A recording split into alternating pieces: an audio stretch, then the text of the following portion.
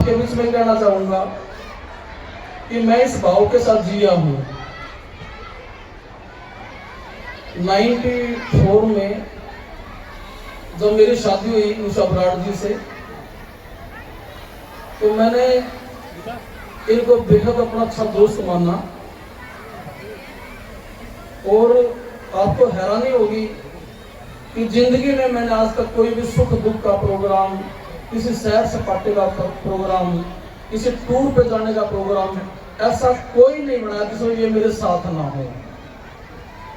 मैंने सब कुछ त्याग किया और आज भी प्रोग्राम दिन के हैं, रात के हैं, मैंने इनको अपने साथ साथ रखा।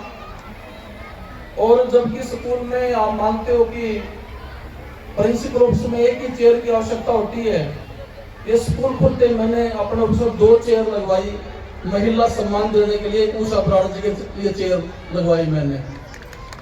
और आपको मैं बता दूं कि इस विद्यालय में मेरे से बड़ा पद उषा बराड़ जी का है, जो मैं कर सकता था अपने जीवन में। सारे बैंक अकाउंट के सिग्नेचर, सारे पेपर के सिग्नेचर, जहां भी आवश्यकता होती है इनके सिग्नेचर चलते हैं सारे बैंक्स के अंदर, सारे चेक्स के ऊपर। मैंने वो सम्मान भी दिया, खाली ये नहीं कि एक शादीशुदा महिला बना के अपने साथ शोभा बना ली, बिठा दिया। और मैं आपके बीच में सार्वजनिक रूप से 30-35 साल से हूँ, आपने इस बात को फील किया होगा। अगर आपके मैं किसी निमंत्रण पे आया हूँ तो वो दिन कभी आपने देखा नहीं होगा जिस दिन मेरे साथ उषा बराड़ जी साथ में नहीं होती। चाहे रिश्तेदारी की बात हो, चाहे कुछ भी बात हो, महिलाओं को मायके का बड़ा शौक होता है। मैं हर महीने को बोलता हूँ कि चल मैं आपको मायके मिला के लेके आता हूँ, जबकि महिलाएं कहती हैं कि मुझे मायके जाना, मुझे मिला के लेके आओ। ये 10-10 बार मना करती है, मैं 10-10 बार संघर्ष करता हूँ कि चलो तुम्हारे मायके मिलने चलते हैं। इतना ये सारा काम जटिल होता है, लेकिन मैंने निभाया है। और कल मैं भावनाओं में बैठा बैठा सोच रहा था कि मेरे साथ ही इस महिला का साथ निभ जाए। ये कहते तन मन धन से पूरी भावना से मेरे साथ रहे, मैं जिंदगी में किसी भी चुनौती का सामना कर लूंगा। मैं दावे से कहता हूं,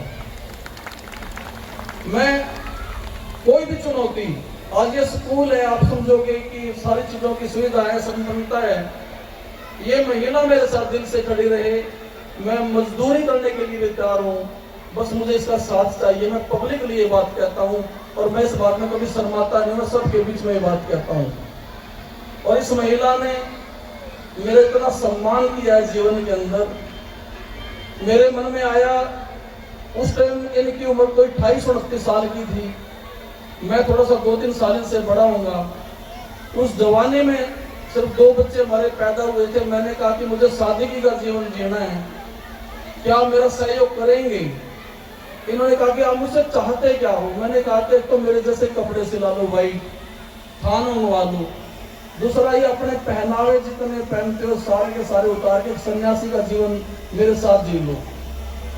हम दोनों ऑफिस में बैठे थे, इन्होंने पूरा नाक का गहना, कान का गहना, गले का अंगूठी सारी उतार के गठड़ी में बांध दी कि मेरे जीवन में इनका कोई सरोकार नहीं होगा, जब जैसा आप चाहोगे मैं ऐसा जीवन यापन करूंगी।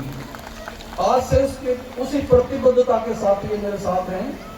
और स्कूल चलाने में जो स्कूल की प्रतिष्ठा पूरे एरिया में आज बनी हुई है, उसमें इस महिला का बेहद बड़ा योगदान है।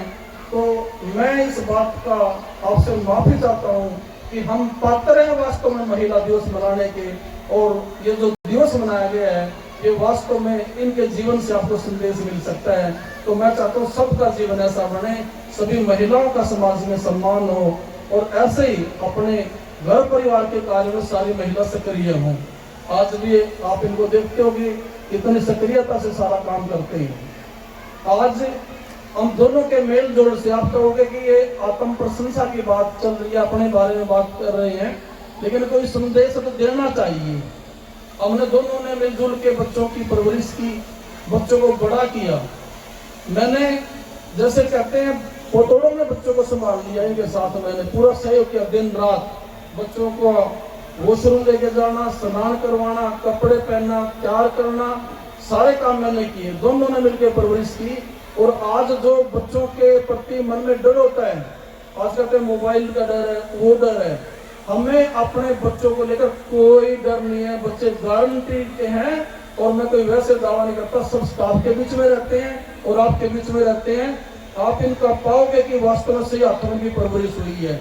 आपने कभी नितिन और नीतीश को शहर की सड़कों पे बाइक चलाते नहीं देखा। आजकल लोग पटाखे मारते हैं, तेज तेज बाइकों को दौड़ाते हैं, और जिनके घर में कोई गुजारा हो जाए ना, बच्चों को मस्ती आ जाती है। लेकिन आपने इन दोनों भाइयों को कभी सफेदों की सड़कों में, किसी गांव की सड़कों में ना मोटरसाइकिल के आगे बैठा देखा होगा और ना मोटरसाइकिल के पीछे बैठा देखा होगा। ये आज के आधुनिक जमाने में कोई छोटी मोटी बात नहीं है।